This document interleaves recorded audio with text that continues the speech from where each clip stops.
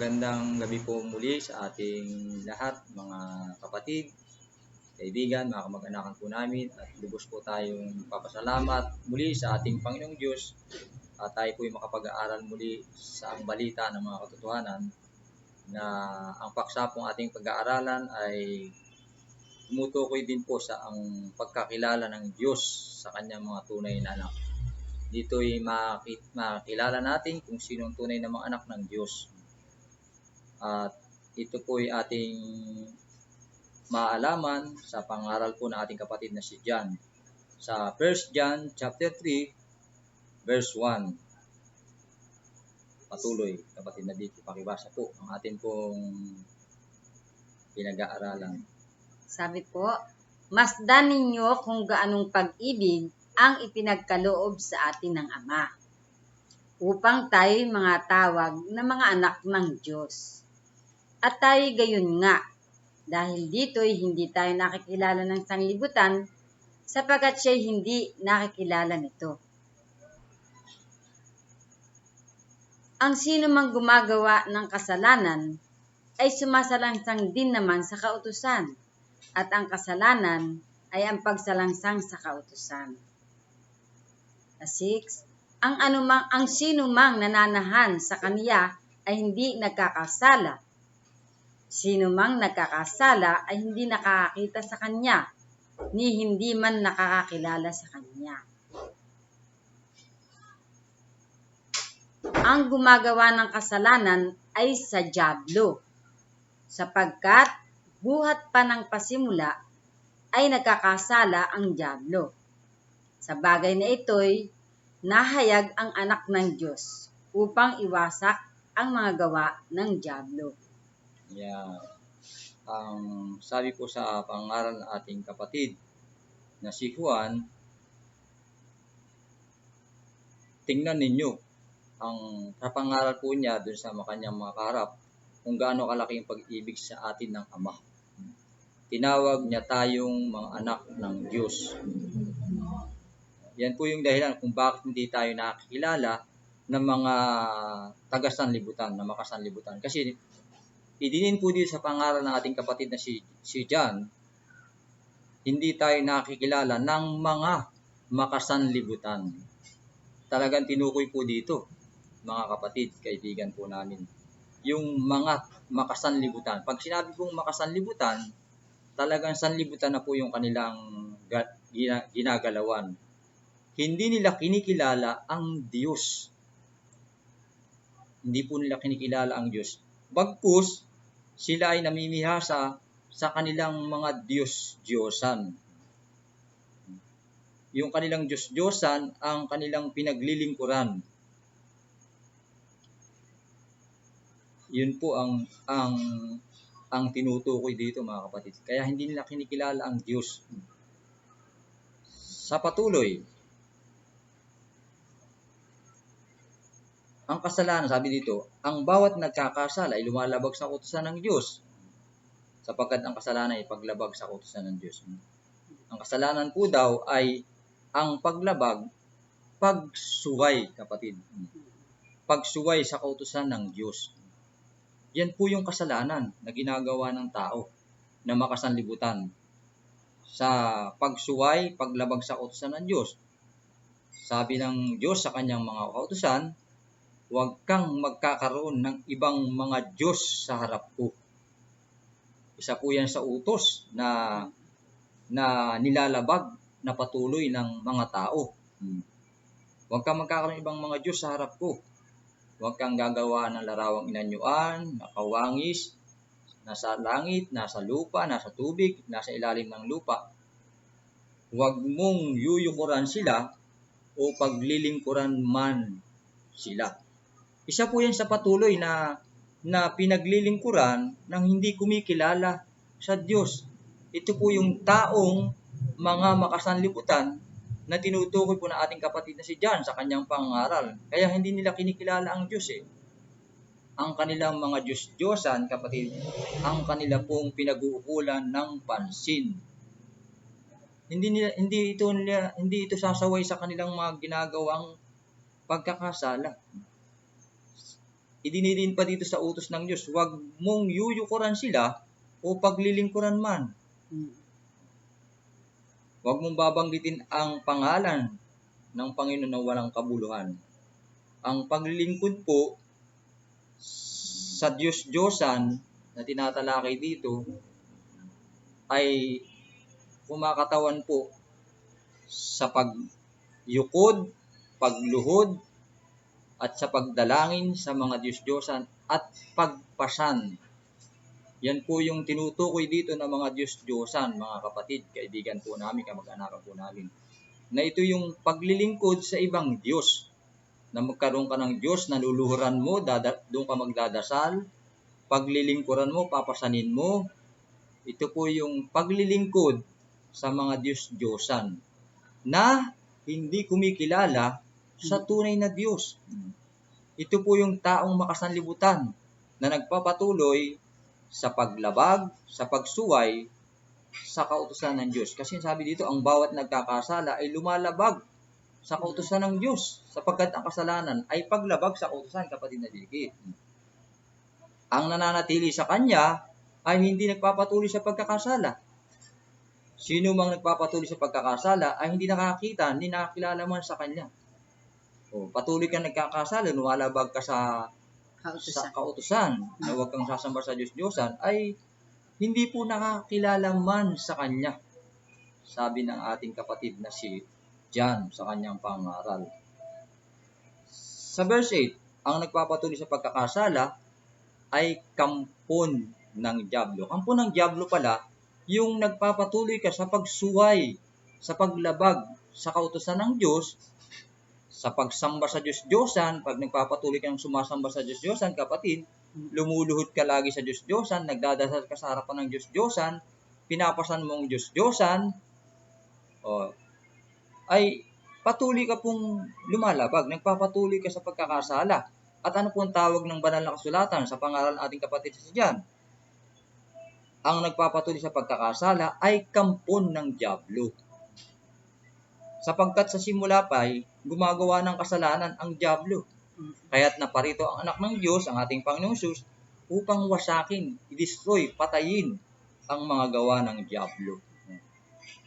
Ang tinanggap ng Diyos bilang anak niya ay hindi nagpapatuloy. Sabi ni John, hindi nagpapatuloy ang tinanggap ng anak ng Diyos sa pagkakasala, sapagkat nananatili sa kanya ang buhay na walang hanggan na galing sa Diyos. Ayan, idinidiin sa pangalan ng ating kapatid na si John. At dahil ang Diyos ang ama niya, hindi siya maaaring magpatuloy sa pagkakasala. Yan po ang sinasabi sa ating pag-aaral. Dito, makikilala natin kung sino ang mga anak ng Diyos. Dito natin makikilala, kapatid na Vicky, kung saan tayo nakalugar. Kung tayo ba ay anak ng Diyos o tayo ay anak ng dyablo. Sabi dito sa talatang 10, sa pangarap ng ating kapatid na si John, dito natin makikilala kung sino ang mga anak ng Diyos at kung sino ang mga anak ng dyablo. Ang sino mang hindi gumagawa ng matuwid at hindi umiibig sa kanyang kapatid ay hindi anak ng Diyos. Ang kung sino mang hindi gumagawa ng mabuti, kapatid, at umiibig sa kapatid, lumalabag na patuloy sa pagsamba sa Diyos-Diyosan at patuloy na lumalabag sa pagsamba sa araw ng Sabado, ay nagkakasala po ito ng pagsuway, paglabag sa kautusan ng Diyos.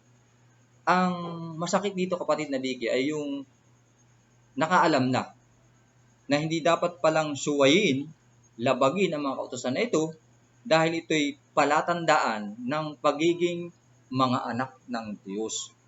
Kapag ikaw pala'y sumusuway, lumalabag sa mga kautusan na ito ng pagsamba sa Diyos-Diyosan at iingatang banal ang araw ng Sabado upang ingatang banal, araw ng pagsamba, araw ng pagpupulong, ito po ay gawain ng mga anak ng Diyos sa banal na kasulatan. Sa Gawa 13:42 hanggang 48, yan po yung pagpapatunay na sila po yung mga tunay na mga anak ng Diyos na sumusunod po ito sa mga kautusan ng Diyos. Isa po yan.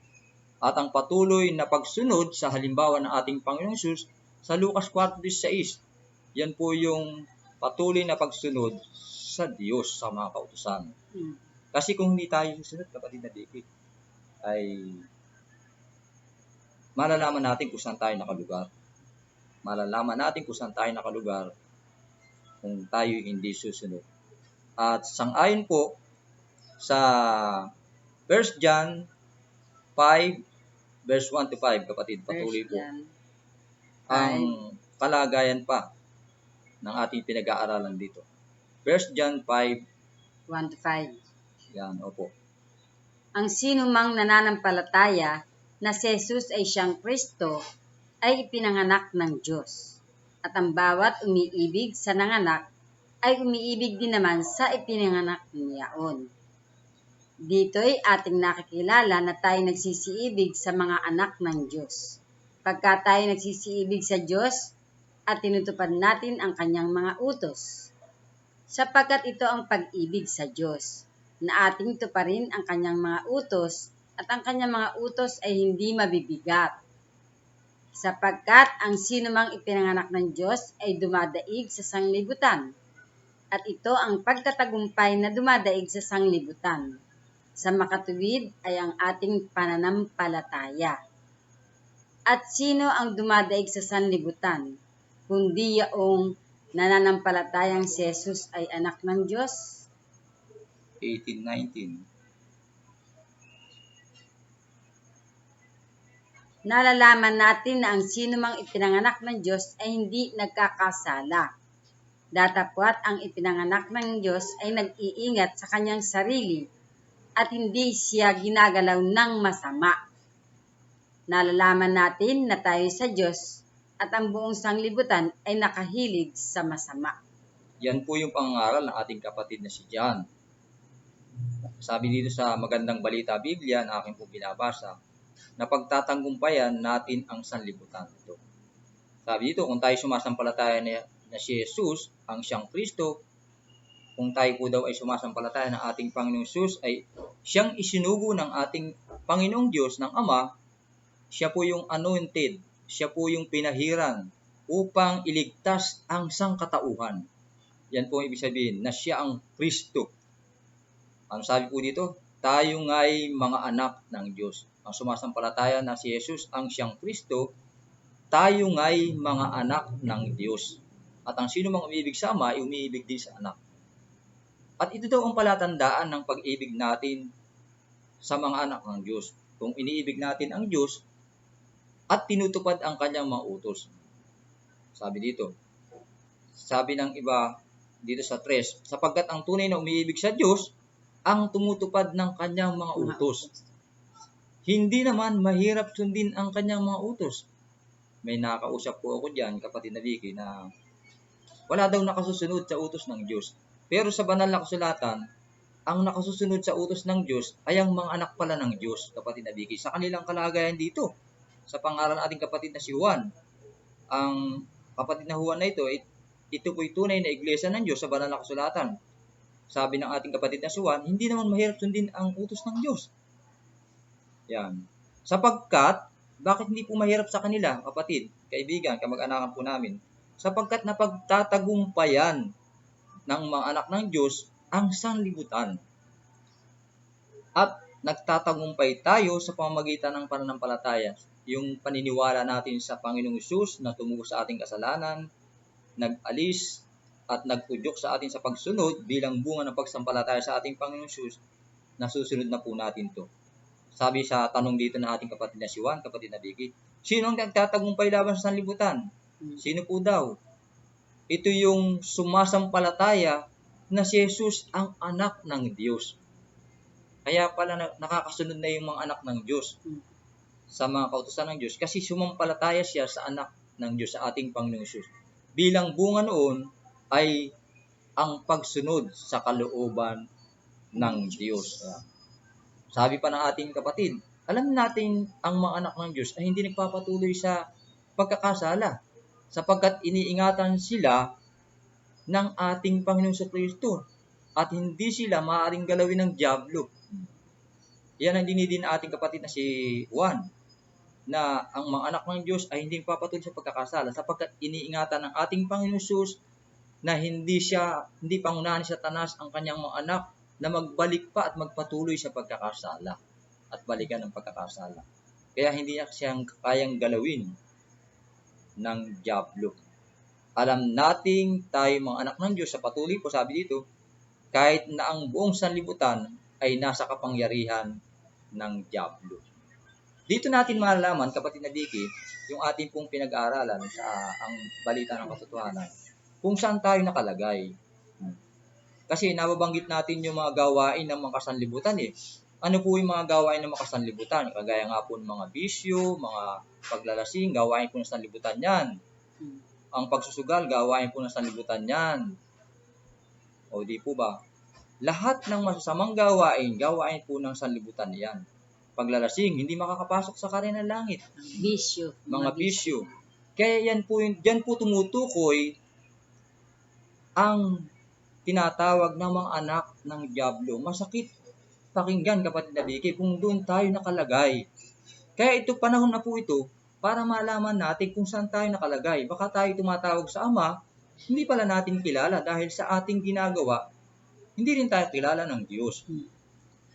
Kasi ang tunay na mga anak ng Diyos ay hindi nagpapatuloy sa pagkakasala. Sang-ayon po sa ating pinag-aralan. Kaya napakabuti po ng ating Panginoong Diyos na tayo ay nagkakaroon ng ganitong pag-aaral. At sa bilang pagtatapos po ng ating pag-aaral dito, sa pangaral pa natin kapatid na si John, sa 20, nalalaman natin na parito ang anak ng Diyos at binigyan tayo ng pangunawa upang makilala natin ang tunay na Diyos. Ito po yung pagkilala sa tunay na Diyos. Yung pagsunod sa kalooban at sa kautusan ng Diyos bilang bunga sa pagsampalataya sa kanyang bugtong na anak na isinugo niya upang ang tao ay magkaroon ng kaligtasan. Sasampalataya sa kanyang anak na Kristo na tagapagligtas ng buong sangkatauhan at magkakamit siya ng buhay na walang hanggan at ipamumuhay na niya ang pagsunod sa kautusan ng Diyos, ng kalooban ng Diyos. Kaya ang sabi dito, tayo'y nasa tunay na Diyos sa kanyang anak na si Yesu Kristo. Siya ang tunay na Diyos at buhay na walang hanggan. Ang idinidin pa na ating kapatid na si John, mga anak, lumayo kayo sa mga Diyos-Diyosan. Yan po, napakabuti na ating Panginoon sa kanyang banal na kasulatan na ating pong napag-aaralan ang kasaysayan ng kanilang pangangaral at ng kanyang mga alagad sa banal na kasulatan. Kaya napakabuti po ng Diyos sa pagkaalam kung saan tayo nakalugar, kung tayo ba ay anak ng Diyos o anak ng dyablo, ay kung tayo po ay nasa kalagayan anak ng dyablo, panahon na po ito para tayo ay lumapit sa tunay at buhay na Diyos. Kung lolobin po na ating Panginoon ay magkakaroon po muli tayo ng pag-aaral sa susunod na panahon ay pagkakaroon natin Panginoon. Kapatid na Vicky. Kaya nga po ako, kapatid, ay talagang sa madaling araw, pag nakapagbasa na ako ng Bible, ako'y nagpupuri, nagpapasalamat sa Diyos. Nasabi ko nga sa Kanya, Amen. Panginoon, salamat at inalis mo kami sa pagsamba sa Diyos na hindi kami naririnig, hindi kami nakikita. At salamat dahil ikaw ang aming Diyos na buhay na nagpapatuloy sa amin, nag-iingat sa amin, nagpapagaling ng aming mga karamdaman. Kaya po, mga kapatid, kayo po aming inaanyayahan patuloy na mag-aral ng banal na salita ng ating Panginoon. At muli ay magandang gabi po sa atin. Salamat po muli sa ating Panginoon. Tayo po ay patuloy na mahanda sa pagbabalik na ating Panginoon malapit ng darating. At tayo hihingi na naman muli po ng patnubay at gabay at pagpapala sa ating pamumuhay bilang mga Kristiyano at mga anak ng Diyos na tinatawag sa banal na kasulatan. Pagpalain po nawa muli ang ating napag-aralan.